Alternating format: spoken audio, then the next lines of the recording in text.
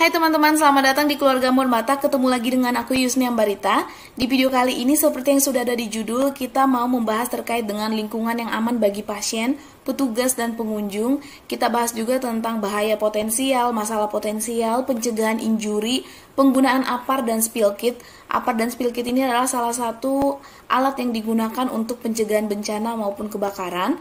Terus kita bahas juga terkait dengan bencana dan kebakaran yang ada di rumah sakit maupun di fasilitas pelayanan kesehatan. Nah, pada intinya semua judul ini bermuaranya adalah ke keselamatan dan kesehatan kerja rumah sakit atau K3RS ataupun di pelayanan kesehatan lainnya.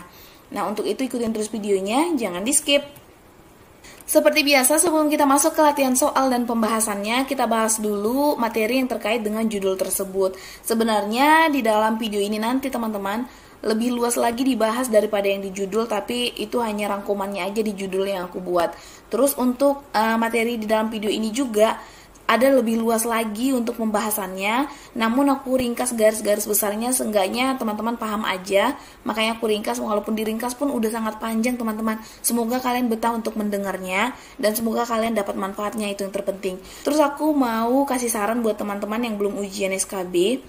Kalau bisa jangan berfokus pada latihan soal yang udah aku share, karena kalau cuma berfokus pada latihan soal, teman-teman nggak dapat makna dari pembahasan materi tersebut. Nah, tujuan aku bahas materi ini juga tujuannya bukan hanya untuk berfokus ke latihan, tapi lebih ke pemahaman teman-teman tentang materi tersebut. Jadi pengalaman teman-teman yang sudah ujian SKB keperawatan, ya puji Tuhan ya udah lulus 7 orang yang ujian SKB keperawatan. Katanya belajar dari channel ini. Sebenarnya bukan karena channel ini juga, tapi mungkin kita yang menjadi perantara membantu untuk mengingatkan lagi pelajaran-pelajaran kita waktu kuliah. Tapi semua itu juga karena kerja keras kalian dan karena Tuhan juga. By the way teman-teman, ini aku share, jadi beberapa teman-teman yang udah ujian SKB keperawatan, mereka sharing tentang pengalaman ujiannya. Rata-rata soal yang mereka dapat itu tentang kasus. Jadi nggak apa pengertian keselamatan kerja, nggak kayak gitu teman-teman, tapi lebih ke kasus, terus pilihannya ke sana yang menjurus ke materi tersebut gitu. Jadi kalau bisa pahami materinya, bukan ke latihan soalnya, biar teman-teman juga lebih memahami, bisa menjawab gitu loh teman-teman. Oke, langsung aja kita mulai teman-teman, mempersingkat waktu ya. Kita mulai dari pengertian keselamatan kerja. Jadi keselamatan kerja adalah upaya yang dilakukan untuk mengurangi terjadinya kecelakaan, kerusakan, dan segala bentuk kerugian baik terhadap manusia maupun berhubungan dengan peralatan, objek kerja, tempat bekerja, dan lingkungan kerja secara langsung dan tidak langsung. Jadi pada intinya keselamatan kerja ini adalah untuk mengurangi terjadinya kecelakaan, kerusakan di lingkungan kerja kita, baik itu pasiennya, baik petugasnya, baik pengunjungnya, baik alat-alat ataupun lingkungan yang ada di dalam instansi tersebut.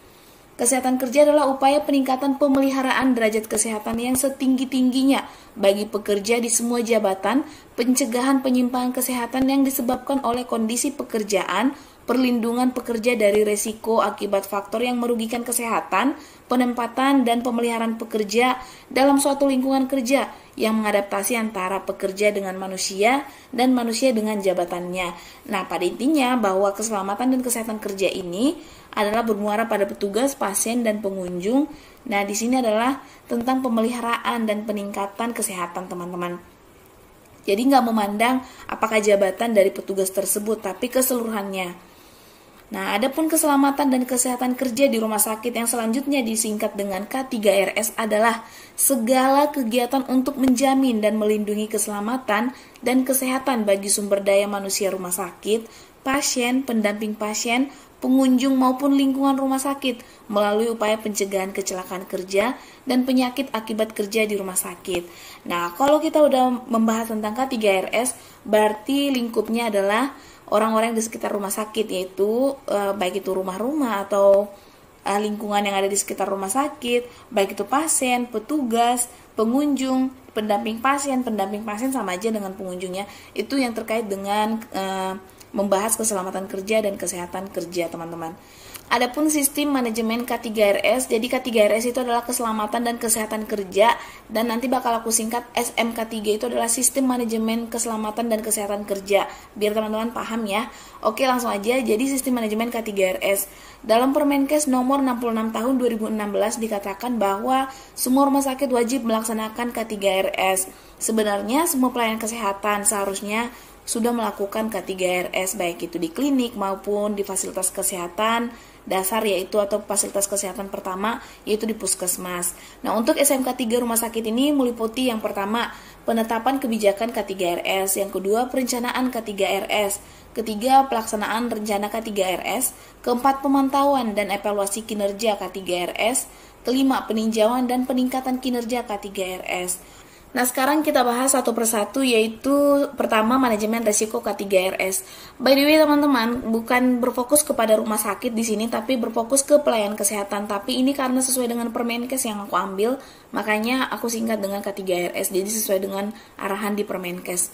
Oke, jadi manajemen resiko K3RS adalah proses yang bertahap dan berkesinambungan untuk mencegah terjadinya kecelakaan dan penyakit akibat kerja secara komprehensif di lingkungan rumah sakit. Manajemen resiko merupakan aktivitas klinik dan administratif yang dilakukan oleh rumah sakit untuk melakukan identifikasi, evaluasi, dan pengurangan resiko keselamatan dan kesehatan kerja. Manajemen resiko K3RS ini bertujuan untuk meminimalkan resiko keselamatan dan kesehatan di rumah sakit pada tahap yang tidak bermakna sehingga tidak menimbulkan efek buruk terhadap keselamatan dan kesehatan sumber daya manusia di rumah sakit, baik itu pasien, pendamping pasien, pengunjung, maupun lingkungan rumah sakit. Nah, ini teman-teman diingat bahwa tujuan K3RS itu apa? Dalam melakukan manajemen risiko K3RS perlu dipahami hal-hal berikut teman-teman. Yang pertama, bahaya potensial atau hajat. Nah, ini yang teman-teman sering tanyakan, Kak tolong bahas tentang bahaya potensial. Ini maksudnya tentang injury. Nah, oke, kita lanjut. Bahaya potensial atau hajat yaitu suatu keadaan atau kondisi yang dapat mengakibatkan berpotensi menimbulkan kerugian. Kerugian itu berupa apa? Cedera atau injury atau penyakit bagi pekerja, menyangkut lingkungan kerja, pekerjaan mungkin karena mesin, metode atau material, dan pengorganisasian pekerjaan, budaya kerja maupun karena pekerjaan lain. Nah, hal-hal ini yang bisa mengakibatkan bahaya potensial atau hajat. Yang kedua, resiko. Resiko yaitu kemungkinan atau peluang suatu hajat menjadi suatu kenyataan yang bergantung pada pertama, pajanan, frekuensi, dan konsekuensi. Kedua, dose respon. Jadi, ya semua ini terkait dengan manajemen risiko ya teman-teman. Yang ketiga, konsekuensi. Konsekuensi adalah akibat dari suatu kejadian yang dinyatakan secara kualitatif atau kuantitatif berupa kerugian, sakit, cedera, keadaan merugikan ataupun menguntungkan. Adapun manajemen K3RS atau manajemen risiko K3RS harus dilakukan secara menyeluruh. Apa keseluruhan dari manajemen risiko K3RS ini? Yang pertama, persiapan atau penentuan konteks kegiatan yang akan dikelola risikonya. Yang kedua, identifikasi bahaya potensial. Ketiga, analisis risikonya. Keempat, evaluasi risiko. Kelima, pengendalian risiko. Keenam, komunikasi dan konsultasi. Dan yang ketujuh, pemantauan dan telaah ulang. Jadi maksudnya teman-teman, setelah direncanakan tadi ada 8 tentang standar atau rencana K3RS, maka tetap harus dilakukan secara menyeluruh. Tetap dilakukan persiapannya, diidentifikasi, dianalisis risikonya, dievaluasi. Lalu setelah dievaluasi dikendalikan juga, dilakukan komunikasi dan konsultasi, lalu dipantau dan telaah ulang.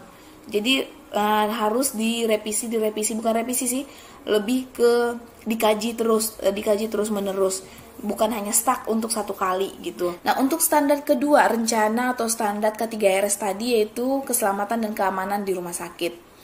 Keselamatan dan keamanan di rumah sakit sebagaimana bertujuan untuk mencegah terjadinya kecelakaan dan cedera serta mempertahankan kondisi yang aman bagi sumber daya manusia rumah sakit, pasien, pendamping pasien, dan pengunjung.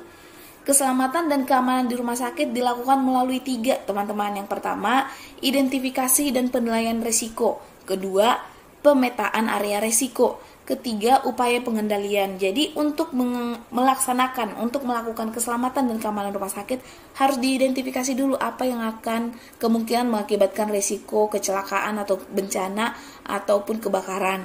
Terus kemudian kalau misalnya sudah diidentifikasi, harus dipetakan teman-teman seandainya terjadi kebakaran layaknya atau misalnya APAR ini cocoknya ditempatkan di mana ya, genset ini ditempatkan di mana ya, karena genset ini berpotensi untuk mengakibatkan bencana entah itu kebakaran gitu. Jadi ada standarnya.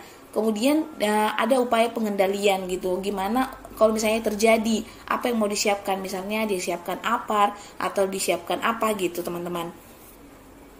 Identifikasi dan penilaian risiko dilakukan dengan cara inspeksi keselamatan dan kesehatan kerja di area rumah sakit. Terus pemetaan area risiko merupakan hasil identifikasi area risiko terhadap kemungkinan kecelakaan dan gangguan keamanan di rumah sakit. Nah, seperti yang aku jelasin tadi, upaya pengendalian merupakan tindakan pencegahan terhadap risiko kecelakaan dan gangguan keamanan. Paham ya teman-teman? Semoga paham. Untuk melakukan upaya pengendalian dan pencegahan lain pada kejadian tidak aman, maka disusun ada 7 teman-teman hal-hal yang perlu diperhatikan.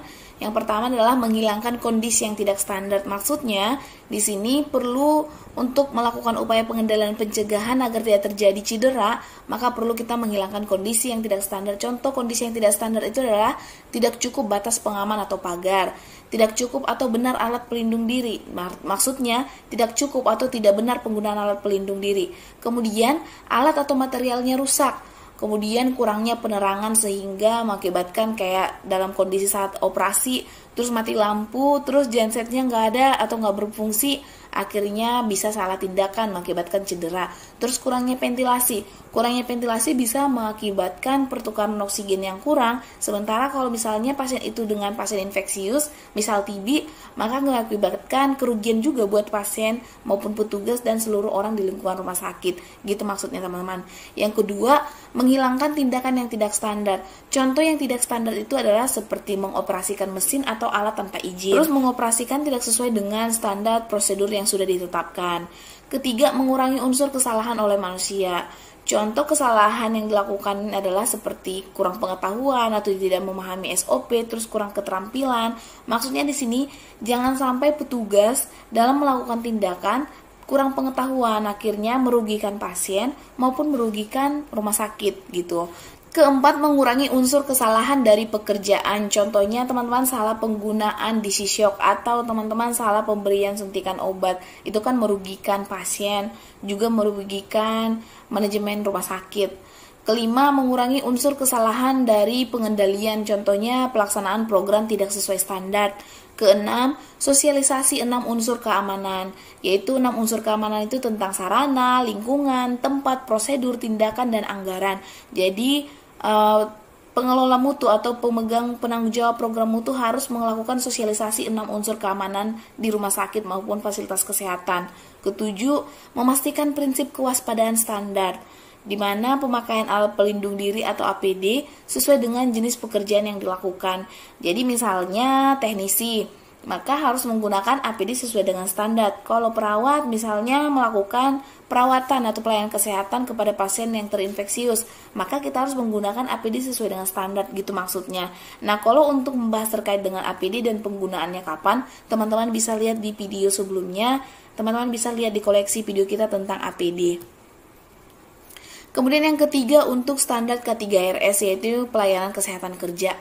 Pelayanan kesehatan kerja dilakukan secara komprehensif melalui kegiatan yang bersifat promotif, preventif, kuratif, dan rehabilitatif. Yang pertama promotif. Promotif itu kegiatan yang bersifat promotif sebagaimana dimaksud paling sedikit meliputi pemenuhan gizi kerja, kebugaran, dan pembinaan mental maupun rohani. Kedua preventif. Preventif ini kegiatan yang bersifat preventif, di mana paling sedikitnya itu meliputi imunisasi, misalkan pemberian vaksin hepatitis, pemeriksaan kesehatan, di mana sesuai dengan faktor risiko pekerjaan, surveillance lingkungan kerja, dan surveillance medik. Maksudnya pada preventif ini teman-teman, bahwa pelayanan kesehatan kerja para petugas yang ada di rumah sakit harus diberikan imunisasi berbentuk seperti imunisasi vaksin hepatitis gitu, untuk mencegah jangan sampai terpapar pajanan dari pasien yang dirawatnya. Kemudian dilakukan pemeriksaan kesehatan maupun kebugaran untuk melihat bagaimana kebugaran petugas tersebut, dan dilakukan juga surveillance lingkungan kerja jangan sampai terjadi cedera kepada petugas kesehatan, yaitu orang-orang yang kerja di fasilitas kesehatan tersebut. Ketiga, kuratif. Kegiatan yang bersifat kuratif meliputi pelayanan tata laksana penyakit, baik penyakit menular, tidak menular, penyakit akibat kerja dan kecelakaan akibat kerja, dan penanganan pasca pemajanan atau post exposure prophylaxis. Jadi maksudnya teman-teman, kuratif ini adalah ketika petugas kesehatan ini terpapar oleh penyakit menular maupun penyakit tidak menular akibat pelayanan kesehatan yang diberikan, atau mungkin terjadinya kecelakaan kerja, maka itulah yang dimaksud dari kuratif ini. Kemudian yang keempat, rehabilitatif. Kegiatan yang bersifat rehabilitatif paling sedikit itu meliputi rehabilitasi medik dan program kembali bekerja atau return to work. Keempat, pengelolaan bahan berbahaya dan beracun atau B3. Ini adalah salah satu standar keempat untuk K3RS.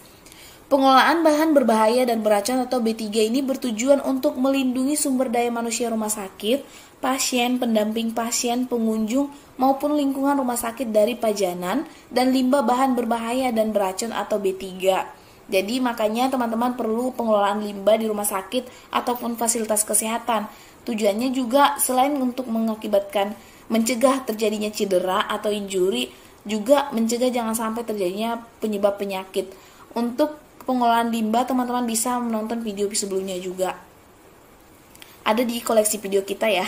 Pengelolaan bahan berbahaya dan beracun atau B3 dari aspek keselamatan dan kesehatan kerja dilaksanakan melalui yang pertama, identifikasi dan inventarisasi bahan berbahaya dan beracun atau B3 di rumah sakit. Kedua, menyiapkan dan memiliki lembar data keselamatan bahan atau material safety data sheet. Ketiga, menyiapkan sarana keselamatan bahan berbahaya dan beracun atau B3. Keempat, pembuatan pedoman dan standar prosedur operasional pengelolaan bahan berbahaya dan beracun atau B3 yang aman. Kelima, penanganan keadaan darurat bahan berbahaya dan beracun atau B3. Maksudnya, teman-teman, semua bahan-bahan beracun yang ada di rumah sakit maka harus dikelola dengan baik, disimpan dengan baik, ada pedomannya juga atau standar prosedur operasional pengolahan bahan-bahan berbahaya tersebut. Nah, ketika di rumah sakit tersedia bahan berbahaya dan beracun atau B3, maka rumah sakit harus menyediakan sarana keselamatan bahan berbahaya dan beracun atau B3 paling sedikitnya meliputi pertama, lemari bahan berbahaya dan beracun atau B3. Kedua, penyiraman badan atau body wash. Ketiga, pencuci mata atau ice washer. Keempat, alat pelindung diri atau APD. Kelima, rambu dan simbol bahan berbahaya dan beracun atau B3, dan tersedia spill kit. Nanti aku bakal jelasin spill kit itu apa teman-teman, kegunaannya apa, dan gimana cara penggunaannya. Waktu aku ujian SKB keluar tentang pertanyaan spill kit. Standar kelima K3RS adalah pencegahan dan pengendalian kebakaran. Pencegahan dan pengendalian kebakaran bertujuan untuk memastikan SDM rumah sakit, pasien, pendamping pasien, pengunjung, dan aset rumah sakit aman dari bahaya api, asap, dan bahaya lainnya. Nah, untuk pencegahan dan pengendalian kebakaran dilakukan melalui yang pertama, diidentifikasi area berisiko bahaya kebakaran dan ledakan. Seperti di awal sekali tadi aku jelasin teman-teman, kita identifikasi dulu mana-mana saja yang bahaya akan mengakibatkan kebakaran maupun ledakan. Kedua, pemetaan area berisiko bahaya kebakaran dan ledakan. Setelah kita ketahui mana saja berisiko ada bahaya kebakaran dan ledakan, maka kita petakan areanya, di mana penempatannya. Kemudian yang ketiga, pengurangan risiko bahaya kebakaran dan ledakan. Kita kurangi, jangan sampai kalau udah tahu itu berisiko untuk terjadinya kebakaran dan ledakan, misalnya genset, maka kita kurangi gimana risikonya biar tidak terjadi kebakaran yang luas kalaupun terjadi bencana. Misalnya, oh ya udah dikasih sekat seperti ini, kayak gitu untuk pembatas ke ruangan pasien, gitu nih teman-teman. Keempat, pengendalian kebakaran. Nah, dikendalikan jangan sampai terjadi kebakaran. Caranya bagaimana? Mungkin dengan cara deteksi ketika api kecil sudah ada alarm yang berbunyi untuk deteksi dini gitu bahwa ada terjadi kebakaran. Kemudian simulasi kebakaran. Jadi disimulasikan kepada seluruh petugas di rumah sakit bagaimana cara untuk pengendalian kebakaran. Nah, adapun pengendalian kebakaran dilakukan dengan pemenuhan paling sedikit meliputi yang pertama, alat pemadam api ringan. Jadi di rumah sakit itu harus ada APAR. Kedua, deteksi asap dan api. Nah, ini untuk pengurangan risiko bahaya kebakaran, yaitu kalau misalnya udah ada asapnya, sudah ada alarm yang berbunyi untuk mendeteksi asap dan api. Ketiga, sistem alarm kebakaran. Jadi kalau misalnya sudah terjadi kebakaran, misalnya tiba-tiba kayak listrik gitu terus terjadi kebakaran, ada alarm yang berbunyi sehingga pasiennya aman, petugas aman, alat-alatnya aman, beserta dokumen juga aman gitu. Keempat, penyemprotan air otomatis atau sprinkler. Kelima, pintu darurat. Keenam, jalur evakuasi. Ketujuh, tangga darurat. Ke-8, pengendali asap. Ke-9, tempat titik kumpul aman. Ke-10, penyemprotan air manual atau hidran. Ke-11, pembentukan tim penanggulangan kebakaran. Ke-12, pelatihan dan sosialisasi. Nah, maksudnya teman-teman, untuk pengendalian kebakaran ini maka perlu disosialisasikan ke seluruh petugas. Kemudian, rumah sakit juga sudah Kemudian rumah sakit juga sudah menentukan pintu darurat jika terjadi kebakaran ataupun bencana.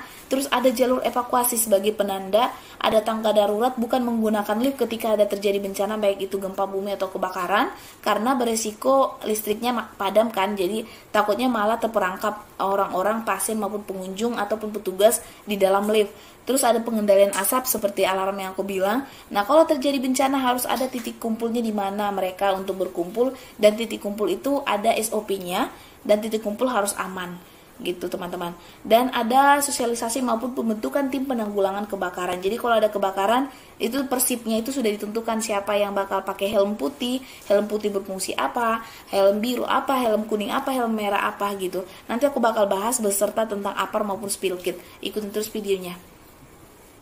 Standar ke-6 untuk K3RS yaitu pengelolaan prasarana rumah sakit dari aspek keselamatan dan kesehatan kerja. Pengelolaan prasarana rumah sakit dari aspek keselamatan dan kesehatan kerja bertujuan untuk menciptakan lingkungan kerja yang aman dengan memastikan kehandalan sistem utilitas dan meminimalisasi resiko yang mungkin terjadi.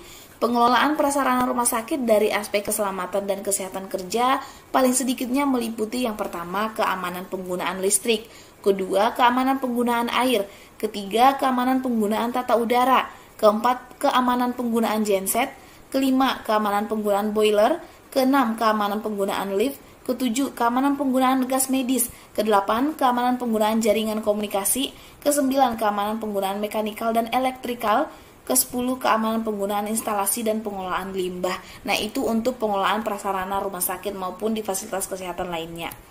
Rencana atau standar K3RS yang ketujuh adalah pengelolaan peralatan medis dari aspek keselamatan dan kesehatan kerja. Pengelolaan peralatan medis dari aspek keselamatan dan kesehatan kerja bertujuan untuk melindungi SDM rumah sakit, pasien, pendamping pasien, pengunjung maupun lingkungan rumah sakit dari potensi bahaya peralatan medis baik saat digunakan maupun saat tidak digunakan.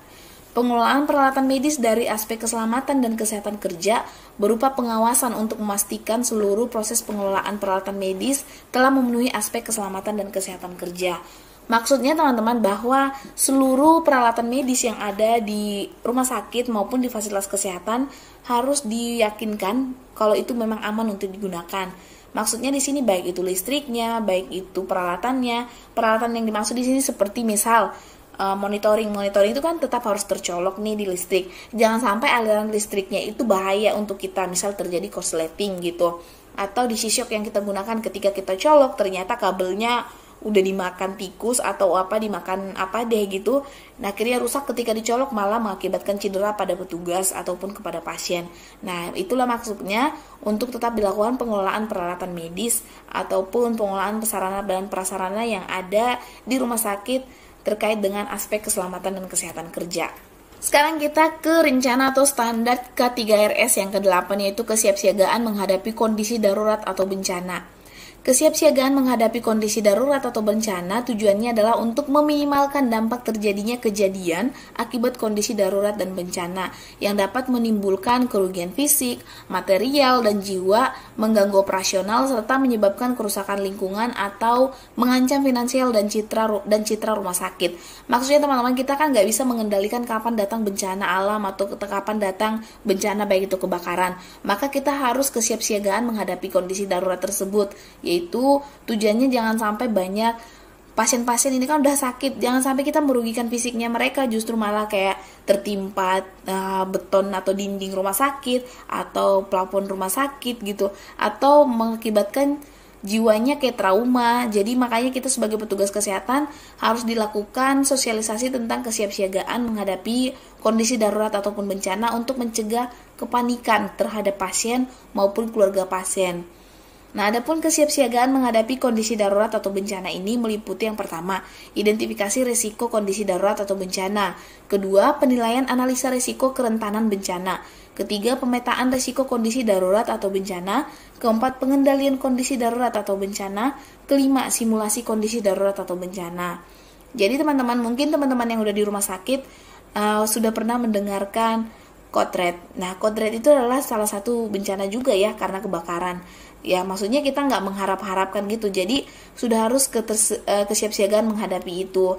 Artinya kita harus memang bersedia atau jangan sampai terjadi, kita udah memang deteksi dini dari awal gitu maksudnya teman-teman. Nah, untuk mengingat apa saja kondisi-kondisi yang perlu diperhatikan di setiap standar atau rencana K3RS, sama saja teman-teman, yaitu 5. Ini awal-awalannya, hanya tinggal menghubungkan dengan judul-judulnya. Ngerti kan teman-teman? Misalnya tadi kayak misalnya peralatan atau pengelolaan peralatan, sama aja awal-awalnya adalah identifikasi, penilaian, pemetaan, pengendalian, dan simulasi. Tinggal menambahkan di sini kalau dia kesiapsiagaan, tambahkan berarti tentang kondisi darurat. Kalau tadi pengelolaan berarti tentang identifikasi pengelolaan peralatan, kayak gitu loh. Semoga paham ya. Oke, kita lanjut. Pengendalian kondisi darurat atau bencana paling sedikit meliputi yang pertama, menyusun pedoman tanggap darurat atau bencana.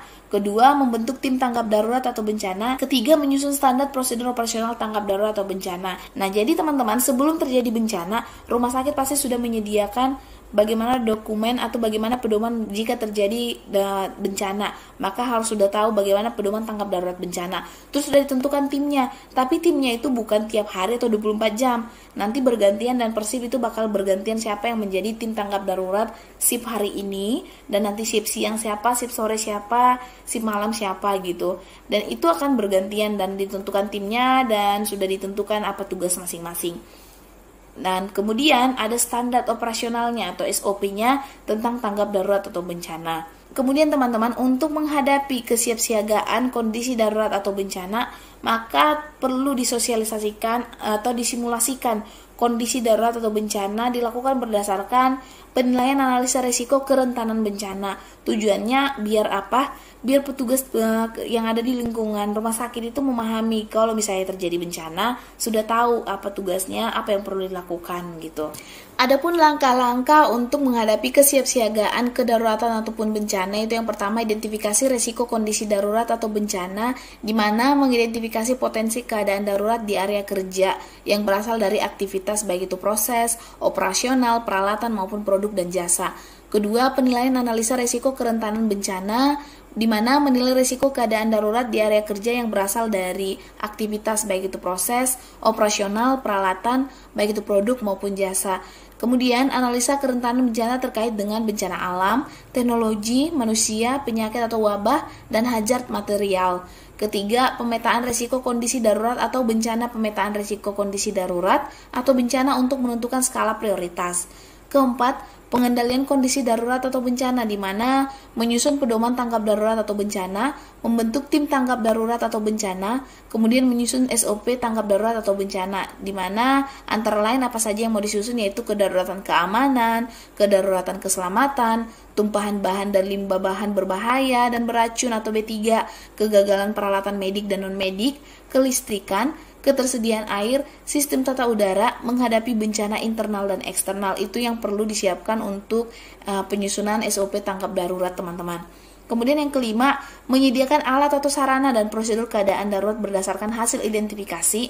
Keenam, menilai kesesuaian, penempatan dan kemudahan untuk mendapatkan alat keadaan darurat oleh petugas yang berkompeten dan berwenang. Ketujuh, memasang rambu-rambu mengenai keselamatan dan tanda pintu darurat sesuai dengan standar dan pedoman teknis. Kedelapan, simulasi kondisi darurat atau bencana, tumpahan bahan berbahaya dan beracun atau B3, kebocoran radiasi atau gangguan keamanan, di mana terjadinya banjir, gempa bumi, dan lain-lain. Kesembilan, memberikan pelatihan tanggap darurat atau bencana. Kesepuluh, melakukan uji coba atau simulasi kesiapsiagaan petugas yang bertanggung jawab menangani keadaan darurat yang dilakukan minimal 1 tahun sekali pada setiap gedung. Nah, itu untuk langkah-langkah kesiapsiagaan tanggap darurat ataupun bencana.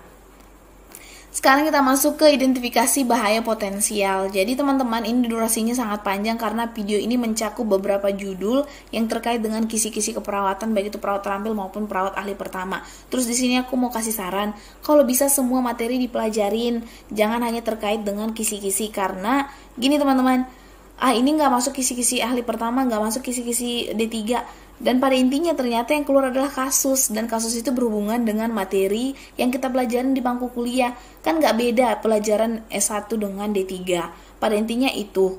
Makanya teman-teman jangan berfokus, oh itu untuk D3, oh itu untuk ahli pertama, enggak. Jadi tetap dipelajarin. Dan kenapa durasi ini sangat panjang sekali? Tujuannya adalah aku juga untuk sharing biar kalian dapat memahami. Jangan berfokus pada soal gitu loh teman-teman. Seenggaknya kalaupun nggak dapat soal, teman-teman bisa melaksanakan di fasilitas kesehatan teman kerja gitu. Oke, kita mulai ya, atau kita lanjut aja. Identifikasi bahaya potensial merupakan langkah pertama manajemen risiko kesehatan di tempat kerja.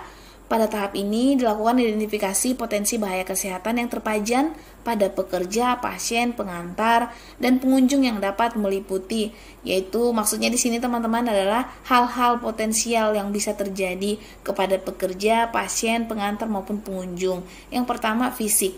Contohnya kebisingan, suhu, getaran, lantai licin. Yang kedua kimia, contohnya formaldehid, alkohol, etilen oksid, bahan pembersih lantai, desinfektan, klorin. Ketiga biologi, contohnya bakteri, virus, mikroorganisme, tikus, kecoa, kucing, dan sebagainya.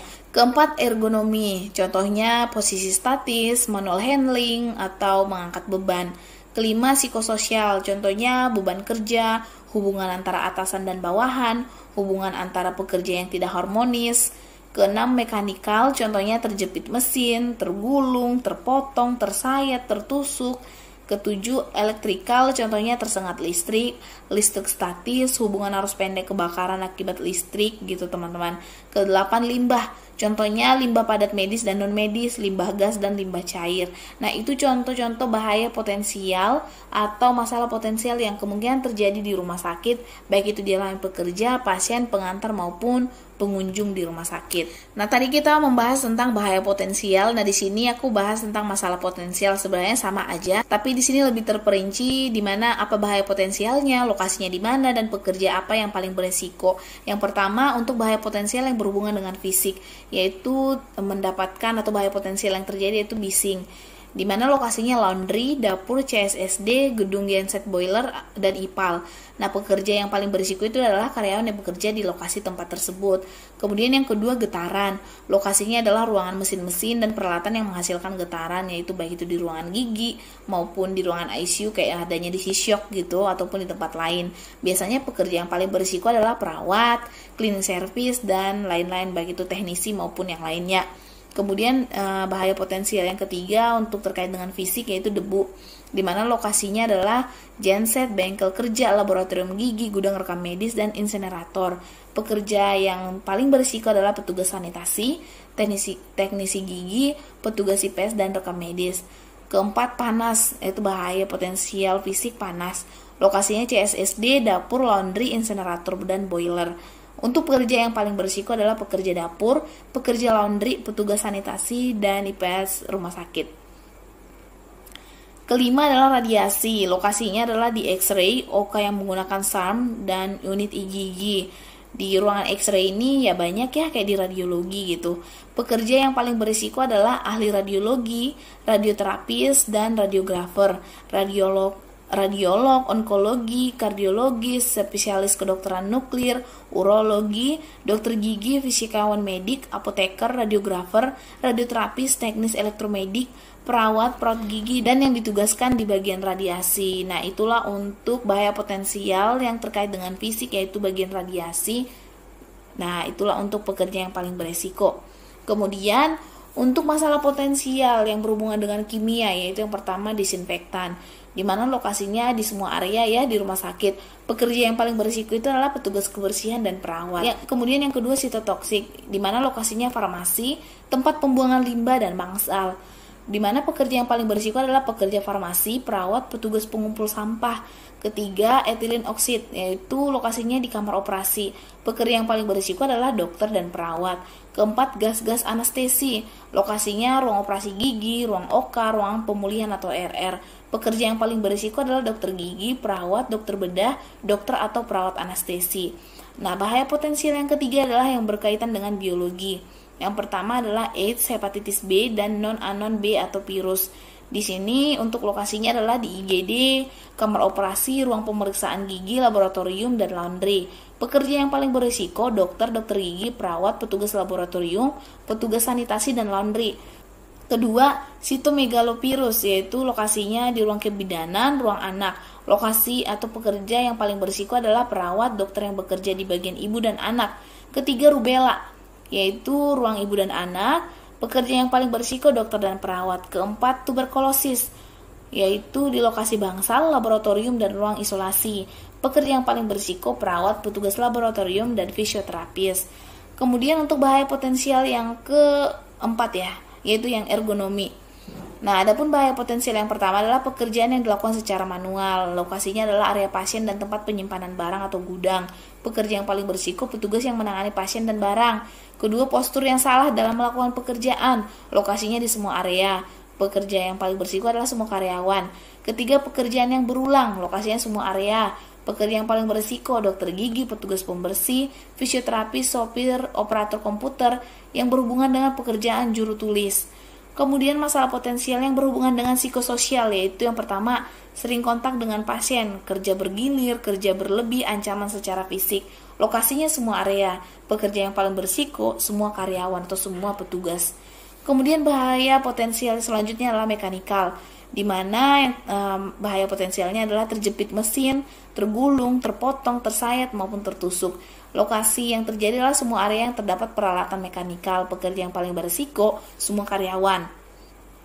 Kemudian elektrikal, yaitu tersetrum, terbakar, ledakan. Lokasinya di semua area yang terdapat arus atau instalasi listrik. Pekerja yang paling berisiko adalah semua karyawan. Kemudian bahaya potensial berikutnya adalah limbah, di mana tertumpah, tertelan, terciprat, terhirup, tertusuk gitu teman-teman. Lokasinya untuk limbah ini di semua area yang menggunakan menghasilkan limbah padat, limbah cair, dan limbah gas maupun limbah lainnya. Pekerja yang paling berisiko adalah semua karyawan. Nah itu teman-teman untuk bahaya potensial maupun masalah potensial. Dipahamin aja, nggak usah dihafal kok karena terlalu banyak. Seenggaknya kalau ditanya teman-teman udah tahu apa saja bahaya potensial yang terjadi di rumah sakit maupun di fasilitas pelayanan kesehatan. Sekarang kita masuk pemeliharaan kondisi yang aman. Pemeliharaan kondisi yang aman dengan mensosialisasikan kode-kode yang disepakati yang harus dipahami oleh seluruh pekerja. Kebijakan diserahkan kepada unit kerja terkait untuk menjamin keamanan rumah sakit. Sebagai contoh, yang pertama, kode merah untuk bahaya kebakaran. Jadi contohnya kode merah untuk bahaya kebakaran. Jadi kalau ada kebakaran maka code red yang akan ada kodenya. Misalnya operator dari rumah sakit akan mengumumkan ada code red atau membunyikan alarm sebagai kode ada terjadi kebakaran. Nah, bukan diteriakin kebakaran gitu. Takutnya kalau kita teriakin kebakaran malah pasien-pasien panik, keluarga pasien panik. Akibatnya dari kepanikan ini malah mengakibatkan cedera, injuri ataupun masalah yang banyak lebih luas lagi gitu. Yang kedua, kode blue atau kode biru ini untuk serangan jantung atau kondisi tidak sadar. Maksudnya di sini teman-teman bukan hanya pasien penuh kesadaran tapi kayak yang cardiac arrest gitu. Jadi kalau misalnya udah dikatakan kode blue, biasanya ini untuk ruangan ICU yang paling sering mengumumkan kode blue. Jadi ada SOP-nya, ada standarnya juga. Misal di tempat aku kerja dulu, kalau ada code blue dari ruangan kita tinggal tekan operator, terus kita nggak penjelasan lagi. Selamat pagi dengan Jus Ambarita, nggak perlu kayak gitu. Tapi langsung aja dengan kode 3 kali ke operator, kita tekan angka 0, code blue ruangan ICU, code blue ruangan ICU, code blue ruang ICU. Maka nanti operator yang akan memperjelas pengumuman code blue gitu. Kita nggak perlu jelaskan atas nama siapa, di bed berapa gitu, atau disesuaikan dengan SOP yang ada. Yang ketiga, kode hitam ya, ini untuk penculikan bayi. Jadi nggak usah ribut-ribut, bayi hilang gitu, nggak, tapi ada kode hitam. Ini tergantung SOP yang ditentukan gimana untuk penyampaian kode hitam ini. Keempat, kode orange yaitu untuk kondisi darurat. Pemetaan area berisiko tinggi kebakaran dan ledakan, di mana harus disiapkan atau direncanakan tentang peta area risiko tinggi ledakan dan kebakaran. Kemudian peta keberadaan alat proteksi kebakaran aktif atau APAR ataupun hidran. Ketiga, peta jalur evakuasi dan titik tumpul aman. Keempat, dana lokasi di setiap gedung. Jadi kalau terjadi kebakaran ataupun bencana sudah disiapkan di mana titik kumpulnya, di mana jalur evakuasinya gitu, dan ada timnya. Terus kita harus menyiapkan sarana keselamatan bahan berbahaya dan beracun atau B3. Ya seperti yang tadi sudah ada aku bacakan di awal, yaitu lemari bahan berbahaya beracun atau B3. Kedua, penyiram badan atau body wash. Ketiga, pencuci mata atau ice washer. Keempat, alat pelindung diri atau APD. Kelima, rambu dan simbol bahan berbahaya beracun atau B3. Keenam, spill kit. By the way, tentang radiasi itu teman-teman ada juga tergantung rumah sakit ya. Kalau tempat aku kerja dulu, Jadi kalau misalnya ada orang sedang dilakukan ronsen, maka lampu tentang radiasi itu loh, lampu yang berhubungan dengan radiasi ada kodenya. Dia akan seperti ambulans gitu, menyala gitu, membuktikan bahwa ini ruangan radiasi, jangan dekat-dekat gitu. Jadi nggak perlu, sana ada radiasi, nggak perlu gitu, ada kode-kodenya gitu. Nah, ini langkah-langkah penggunaan APAR atau untuk code red. Jadi adanya bahaya kebakaran. Nah, waktu aku ujian keperawatan itu teman-teman, keluar soal tentang APAR ini. Dan keluar soal tentang spill kit dan keluar tentang helm ini. Makanya aku jelasin karena ini juga berhubungan dengan soal yang aku dapat dan berhubungan juga dengan judul yang kita bahas. Oke, petunjuk penggunaan APAR. Nah, untuk penggunaan APAR ini teman-teman ada juga aturannya, jarak antara lantai ke penempelan APAR itu berapa jaraknya. Aku kurang ingat ya. Kalau nggak salah 1 meter atau 1,5 meter, karena mengingat nggak semua orang tinggi gitu, biar bisa dijangkau. Jadi cara penggunaan APAR ini, petunjuk penggunaan sederhananya adalah ingat TATS, TATS, yaitu tarik kunci pengaman, arahkan ke dasar api, kemudian tekan gagangnya, lalu sapukan dari sisi ke sisi, yaitu dari sisi kiri ke kanan, lalu ke area titik api, mengikuti arah angin gitu teman-teman. Nah, ada juga bahasa yang digunakan, yaitu dengan kata PASS, yaitu PASS, di mana pegang tuas dan tarik pin, kemudian arahkan nozzle ke titik api dengan jarak kurang lebih 2 sampai dengan 3 meter. S, satukan tuas. S yang keduanya, sapukan kanan dan kiri ke area titik api mengikuti arah angin. Jadi teman-teman, kalau ada pertanyaan tentang SKB keperawatan yang ditanyakan tentang petunjuk penggunaan APAR, maka yaitu TATS, ingat TATS dan ingat PASS, pilihannya cuma itu. Nah, adapun pembagian tugas berdasarkan warna helm keamanan kebakaran telah dirincikan sebagai berikut, teman-teman. Nah, kalau misalnya terjadi bencana atau terjadi kebakaran, maka teman-teman itu sudah ada diatur melalui SOP, tapi ini hampir semua rumah sakit juga SOP-nya seperti ini. Ada helm yang sudah disediakan dan setiap rumah sakit harus menyediakan ini, dan di setiap ruangan maupun di puskesmas juga. Helm-helm ini yaitu warna merah, warna biru, warna putih, dan warna kuning. Jadi ada 4 helm untuk bencana kebakaran, teman-teman. Nah, tugasnya helm merah ini adalah sebagai pemadam api. Jadi dia yang menggunakan APAR ini. Nah, helm biru bertugas mengevakuasi pasien. Jadi dia yang mengevakuasikan pasien. Nah, dia yang menunjukkan mana jalur evakuasi gitu. Ketiga, helm warna putih yaitu bertugas untuk mengamankan dokumen-dokumen. Jadi si warna putih ini yang menggunakan warna putih, helm warna putih, dia akan merangkul atau menyiapkan dokumen-dokumen pasien atau melindungi dokumen-dokumen pasien. Kemudian keempat, helm warna kuning yaitu bertugas mengamankan alat-alat medis. Nah, yang pakai helm kuning ini tugasnya adalah untuk mengamankan baik itu monitoring ataupun DC shock ataupun alat-alat medis yang ada di sekitarnya. Jadi ketika ada terjadi kebakaran, mereka sudah tahu, oh tugas aku sebagai APAR gitu. Nah, maka dia langsung pakai helm warna merah. Jadi dari helm itulah orang mengenal, oh dia itu sebagai ini pemadam api. Nah, oh dia pakai helm warna biru berarti tugasnya mengevakuasi gitu. Jadi nggak perlu, oh iya aku loh petugas pengevakuasi pasien, oh iya aku loh petugas pemadam api, nggak perlu gitu teman-teman. Dengan kode itulah yang perlu, tanpa menggunakan komunikasi yang banyak, tapi orang bisa mengerti gitu. Nah, ini dihafal teman-teman ataupun dipahamin lah, diingat-ingat karena waktu pengalaman aku keluar soal ujian keperawatan. Kemudian code blue. Kode biru adalah kode darurat yang paling dikenal secara universal yang menandakan keadaan darurat medis yang terjadi di dalam rumah sakit. Teman-teman kalau misalnya belum pernah mendengarkan kode blue di rumah sakit ataupun di fasilitas pelayanan kesehatan lainnya, bisa teman-teman kalau pecinta film Korea pasti ada film-film itu yang kayak film-film di rumah sakit tentang kode blue gitu ya, seperti itulah kurang lebihnya. Nah, tim ini terdiri dari dokter, bidan, perawat intensif atau perawat ICU maupun seorang apoteker. Kemudian yang ketiga, bencana eksternal atau kecelakaan massal, lalu lintas darat, laut, udara, gempa bumi, tsunami, banjir, tanah longsor, ledakan, badai, dan lain-lainnya. Ini menggunakan kode orange. Adapun yang dilakukan adalah pada saat menerima pemberitahuan terjadinya darurat eksternal, petugas menginformasikan kepada penanggung jawab ruangan. Kemudian penanggung jawab ruangan menghubungi operator. Ketiga, operator memberikan informasi. Keempat, petugas mengambil tugas sesuai dengan tugas panduan penanggulangan bencana. Kelima, semua personil lainnya merespon sesuai arahan komandan atau supervisornya. Keenam, tunggu sampai ada pemberitahuan bahwa situasi telah terkendali. Maksudnya teman-teman, kalau sekiranya ada gempa bumi atau tsunami atau terjadi bencana, maka ada SOP yang sudah disediakan di rumah sakit atau di fasilitas kesehatan itu, ikutin saja. Misalnya yang pertama kayak SOP yang ini, yang aku ikutin yang ini ya.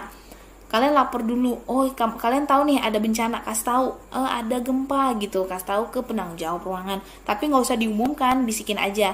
Terus nanti penanggung jawab kita akan menghubungi operator, terus operator menginformasikan ke seluruh di rumah sakit terjadi gempa bumi gitu, atau pakai kode gitu. Terus kemudian petugas mengambil sesuai dengan tugasnya, seperti yang pakai topi tadi, tugasnya masing-masing ngapain aja.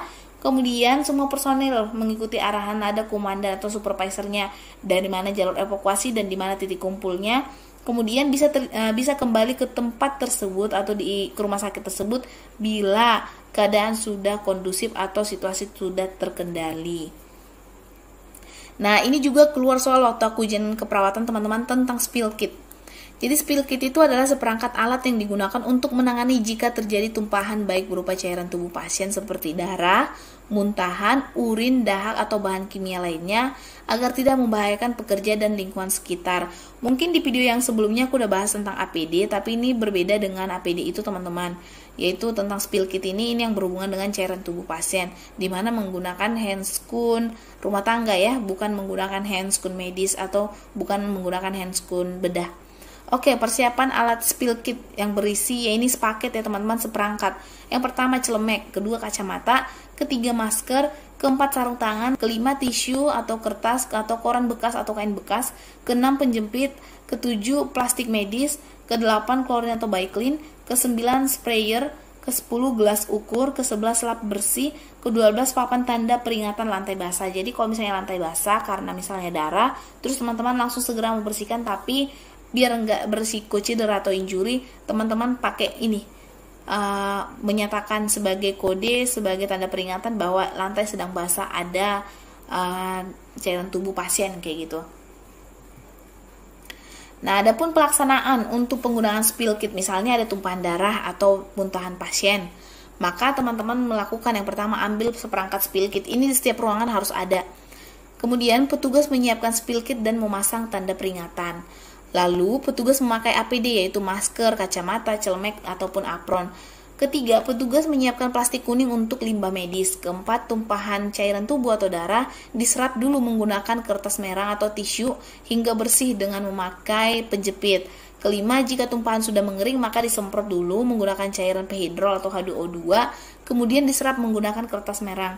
Keenam, kertas merah atau tisu dimasukkan ke dalam plastik kuning yang telah disiapkan. Ketujuh, bekas tumpahan cairan tubuh disemprotkan dengan menggunakan dilution klorin selama 10 menit atau H2O2, kemudian diserap menggunakan kertas merah tadi. Kemudian ke-8, kertas merah atau tisu dimasukkan ke dalam plastik kuning yang telah disiapkan. Ke-9, bekas tumpahan cairan tubuh disemprotkan dengan menggunakan larutan klorin 0,5% dan didiamkan 10 menit. Kemudian 10 menit kemudian angkat larutan klorin dengan menggunakan lap basah, lalu masukkan lap basah ke dalam larutan air dan disinfektan atau klorin 0,5%. Ke-11, ikat plastik berisi kertas-kertas merah atau tisu yang telah terkontaminasi, masukkan ke dalam tempat sampah infeksius. Ke-12, bukalah sarung tangan Anda, buang ke tempat sampah infeksius. Ke-13, lepaskan APD. Ke-14, masukkan APD ke kotak peralatan spill kit. Ke-15, kembalikan spill kit ke tempat penyimpanannya. Ke-16, mencuci tangan. Adapun cara membuat klorin 0,5% ini teman-teman, yaitu 10 tutup Baiklin dilarutkan dengan air sampai dengan volume 1 liter larutan, dapat dipakai selama 24 jam. Lebih dari itu harus membuat larutan baru. Nah, itu untuk spill kit teman-teman. Yang terpenting adalah teman-teman ingat bahwa tahap-tahap spill kit atau alat-alat yang dipergunakan untuk spill kit, dan spill kit itu dipergunakan untuk pembersihan apa, yaitu untuk cairan-cairan tubuh pasien ya, baik itu muntahan, baik itu darah gitu. Oke teman-teman, akhirnya selesai juga materi pembahasan kita. Sekarang kita masuk ke latihan soal, tapi latihan soal ini kita cepat, aku nggak bahas lagi kayak lebih rinci karena di materi udah aku bahas secara detail.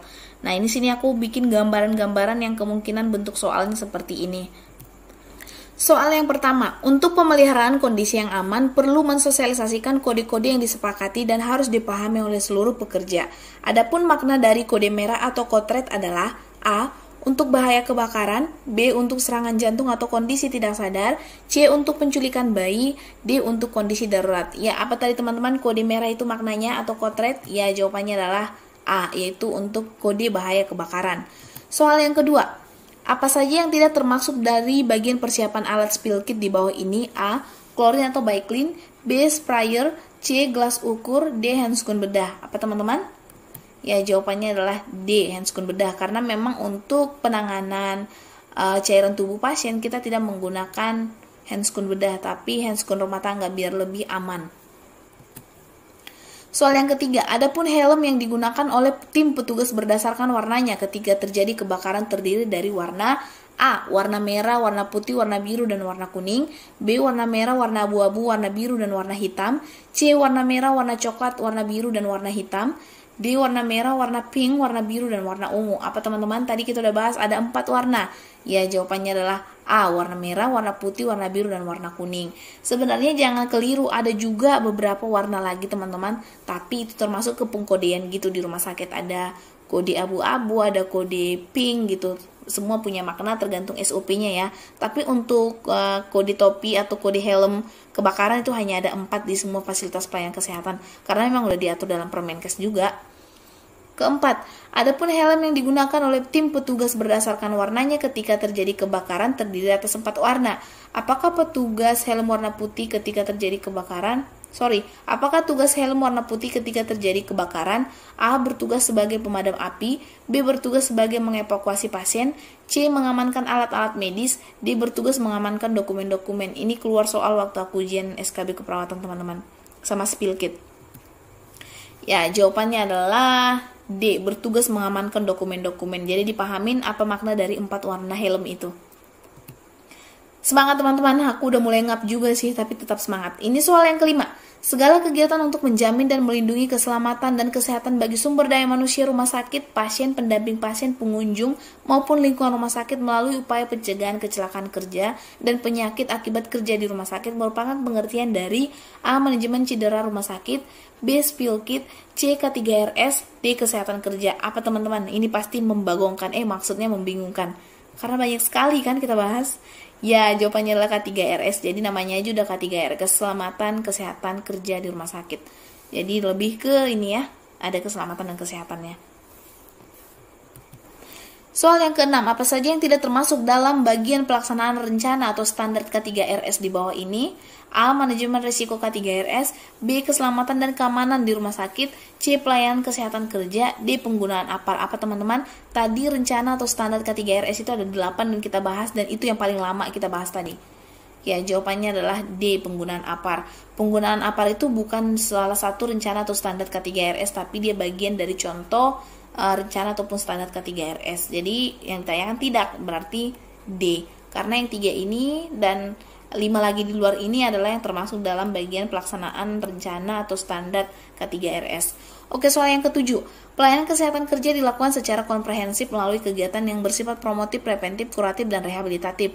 Contoh kegiatan preventif yang dimaksud berupa A, pemberian imunisasi dan pemeriksaan kesehatan secara berkala, B, penyakit akibat kerja dan kecelakaan akibat kerja, C, pelayanan tata laksana penyakit baik penyakit menular, D, rehabilitasi medik dan program kembali kerja. Ya, apa teman-teman tadi untuk preventif? Preventif itu berarti pencegahan. Ya, jawabannya adalah A, pemberian imunisasi dan pemeriksaan kesehatan secara berkala. Itulah bentuk preventif atau pencegahan untuk pelayanan kesehatan kerja untuk petugas ya. Soal yang ke-8, adapun petunjuk penggunaan APAR disingkat dengan A, SAAPP, B, TASS, C, TATS, D, SAT. Apa teman? SATT ya. Apa teman-teman jawabannya? Ya, jawabannya adalah C, yaitu TATS. Teman-teman kalau misalnya sering memperhatikan di mall atau di puskesmas ataupun di rumah sakit maupun di tempat-tempat umum pasti ada APAR, dan di APAR itu pasti ditempelin gitu cara penggunaan APAR, karena itu untuk pengendalian terjadinya kebakaran. Ke-9, adapun petunjuk penggunaan APAR disingkat dengan TATS. Apa kepanjangan dan maksud dari S tersebut? A, sapukan kanan dan kiri ke area titik api mengikuti arah angin. B, sapukan serbuk ke titik api. C, siram api. D, semburkan ke arah titik api. Tadi apa teman-teman? Hampir sama-sama sih jawabannya. Jadi jawabannya adalah A, sapukan kanan dan kiri ke area titik api mengikuti arah angin dengan posisi kuda-kuda ya. Jadi jawabannya adalah A. Oke teman-teman, ini adalah soal yang terakhir dan ini adalah soal yang ke-10. Sebelum kita mulai atau kita lanjut ke soal yang 10 ini, aku mau minta waktu kalian, teman-teman yang belum subscribe dan belum klik tombol loncengnya, please subscribe dan klik tombol loncengnya, biar kalian gak ketinggalan dengan video-video kita selanjutnya. Dan aku juga lebih semangat lagi untuk mengupload video bermanfaat buat teman-teman semua. Nanti di video selanjutnya aku bakal bahas terkait dengan kisi-kisi terbaru FR dari teman-teman yang udah ujian SKB keperawatan. Jadi teman-teman yang udah nontonin video-video kita, sudah 7 orang yang lulus SKB keperawatan. Memang bukan karena channel kita juga ya, semua karena Tuhan dan karena kerja keras mereka juga. Tapi nanti aku bakal sharing karena mereka udah share sama aku apa saja contoh soalnya.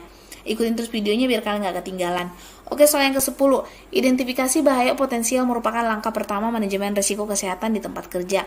Apa saja yang tidak termasuk bahaya potensial di rumah sakit di bawah ini? Yang ditanyakan tidak termasuk. A. Psikososial berupa beban kerja, hubungan atasan dan bawahan, hubungan antara pekerja yang tidak harmonis.